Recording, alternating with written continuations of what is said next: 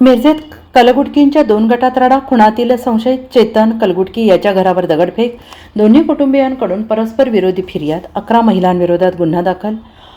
सांगलीच्या मिरजेत पूर्व वैमनस्य आणि निखिल कलगुटकी याच्या खुनाच्या वादातून कलगुटकींच्या 2 गटात जोरदार राडा झाला आहे.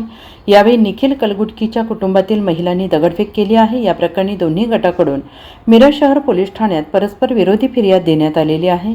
कलगुटकींच्या 2 गटात गेल्या अनेक वर्षांपासून वाद सुरू आहे. तसेच निखिल कलगुटकी याचा खून झाल्यापासून कलगुटकींच्या 2 गटात तणाव निर्माण झालेला आहे. 7 डिसेंबर रोजी कलगुटकी कुटुंबातील महिलांमधील वाद उफाळून आलेला आहे. यावेळी एकमेकांना शिवीगाळ, दमदाटी, मारहाण करण्यात आली. तसेच यावेळी झालेल्या वादावादीनंतर काही महिलांकडून निखिल कलगुटकी याच्या खुनातील संशयित चेतन कलगुटकी याच्या घरावर दगडफेक केली आहे आणि त्यानंतर कलगुटकींच्या दोन्ही कुटुंबाकडून मिरज शहर पोलीस ठाण्यात परस्पर विरोधी फिर्याद देण्यात आलेली असून 11 महिला विरोधात गुन्हा दाखल करण्यात आलेला आहे.